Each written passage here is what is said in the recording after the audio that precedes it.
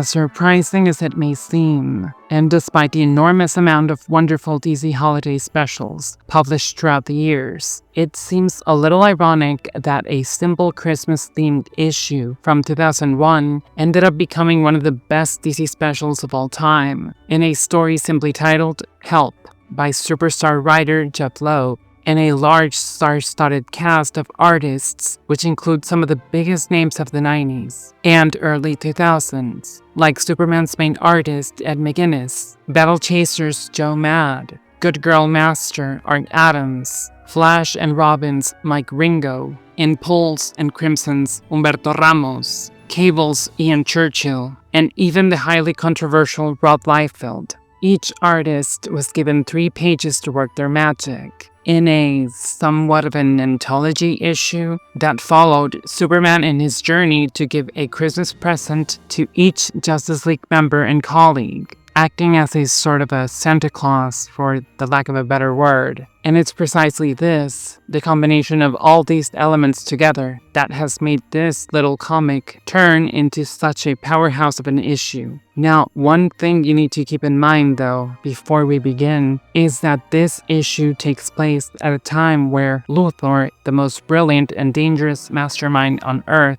had been elected President of the United States, essentially becoming the most powerful man in the world, and the one man who Superman couldn't touch, which actually caused Superman to go down a dark and somber hole of anguish and despair. But despite this, Superman, once again being the perfect example of what a superhero should be, brave, selfless, and kind-hearted, set his fears aside and embarked on this Christmas present mission, beginning with Martian Manhunter and Plastic Man, drawn by a young Humberto Ramos, who was still on the rise at the time, and inked by the fabulous Wayne Faucher. In this story, both Martian Manhunter and Plastic Man tried getting Superman out of that somber, gloomy state he was in. On one hand, Martian Manhunter was trying to get Superman to relax by teaching him how to meditate and focus on something other than Lex Luthor.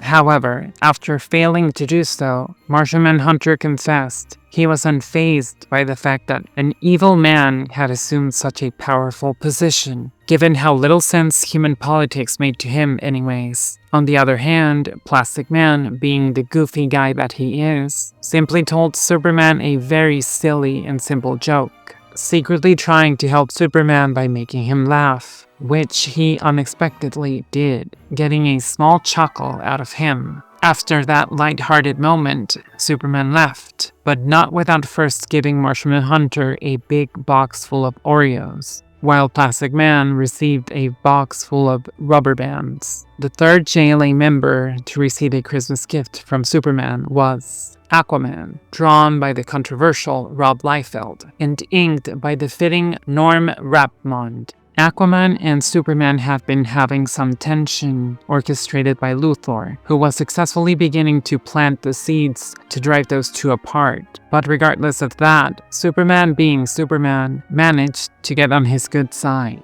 and the interaction between them remained mostly cordial. Aquaman's Christmas present from Superman was a Metropolis snow globe, to help remind him that he will always have a place with the quote-unquote surface dwellers. The fourth JLA member to receive a Christmas gift from Superman was Green Lantern, drawn beautifully by the always exciting and always pleasant, the late Mike Ringo, with inks by the fantastic Cam Smith, where Superman and Green Lantern were taking down falling satellites. When Green Lantern then made Superman think and reflect by comparing the situation with the satellites to the one with Luthor, and telling Superman that sometimes all we have is hope, which is something Superman knows all too well. Green Lantern's Christmas present from Superman was ring polish, which got a chuckle out of Lantern. The fifth JLA member to receive a Christmas present from Superman was The Flash, drawn entirely by the legendary Art Adams, as Flash was racing his way to San Francisco to get his wife, Linda, a very special type of chocolate. Superman catched up to him, and as they both ran through the world, they exchanged some words. Superman once again expressed his concerns about Luthor becoming president, To which Flash simply responded that good or bad, he believed in the American way, and that regardless of what Superman wanted to do regarding Luthor, he would support his decision and be right by his side, because even though he believed in the American way, he also believed in Superman. Flash's Christmas present from Superman was tube socks.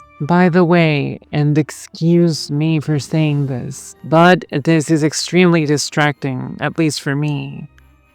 Art Adams draws the spiciest and thickest Flash I have ever seen. I mean, just look at that cake. This Flash could beat any of the super ladies from any company, at least when it comes to cake. I just needed to point that out. But let's keep moving. But.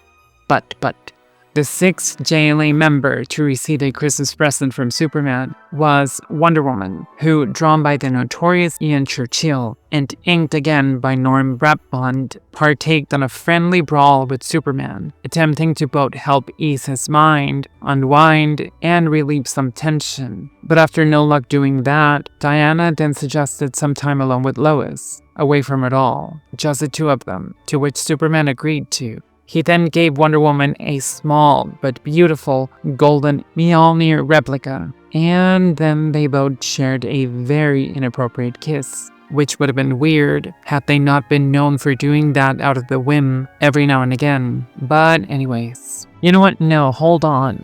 Is it just me, or does this look more like foreplay rather than two friends helping each other? It's actually very strange, and Lois should not be okay with this at all. I mean, Clark is supposed to be one of the good ones. But, anyways. Rant over, moving on. The seventh and last JLA member that Superman gave a Christmas present to was Batman, drawn stunningly by the uber-popular and uber-talented Joe Mad, and inked by the amazing Tim Townsend. Now, this is probably the simplest interaction between members on this issue, as it basically consisted of Superman keeping up with Batman as he ran through the rooftops of Gotham, and reminding Superman that he had always been the first to give everyone the benefit of the doubt, leaving Superman silent, to which Batman simply assured that when the time was right, they would take Luthor down, as Batman jumped away into the night, while Superman pondered. Before leaving though, Batman received an old-fashioned style magnifying glass that was chosen by Lois. The story then ends with Lois getting her Christmas present from Superman, which was essentially 2 days in a beautiful beach in the bottle of Candor, away from any supervillains, work, or the chaos of the world. Just Superman and Lois, alone to enjoy themselves for the holidays, which is exactly what Lois wanted. Now, as you can tell, nothing of major importance happens during this issue, and it's by no means a must-read. And it's even probably not even all that well remembered. But boy, is it good. This is the type of story that manages to stay with you as a feel-good read that can perhaps be a little simple, but proves to be more than just eye candy. Which, by the way, let's all admit that having all these incredible artists together, providing such gorgeous artwork, is a must-see for any comic book fan or reader. Now, to be fair, and just for the record, I'm honestly not even sure if this qualifies as a special, as it actually takes place during the main timeline and numbering, happening in Superman 165, with the regular creative team, save for the guest artists. So where this Christmas story actually falls into is entirely up to you, dear viewer. And speaking of which, did you like this issue? And out of all the guest artists in this issue, which one was your favorite? Or which one did you enjoy the most? And which present would you have liked to have received from Superman? I'd very much like to know your answer and your thoughts on this, if you don't mind. So feel free to share them with us. As always, thank you very, very much for watching. Hope to see you in the next one. Be safe and well. And remember to have a Merry, Merry Christmas and a Happy New Year. Oh, wait. We just wanted to properly thank you for everything you all have done for us. You guys and girls have been the best of the best. And we sincerely mean it. I mean, this is all possible thanks to you. You know, for watching, liking, commenting, subscribing, and even cussing us out when we need it or when you want to do it. And basically just putting up with us every week. despite all the technical issues we have had, and despite the fact that we are just two silly nerds who are in love with comics. We just want to entertain you for as long as you allow us to. Anyways, we wish you nothing but the very best of the best to all of you because you guys are the best and you guys deserve the best. So, yes, thank you and Happy New Year. but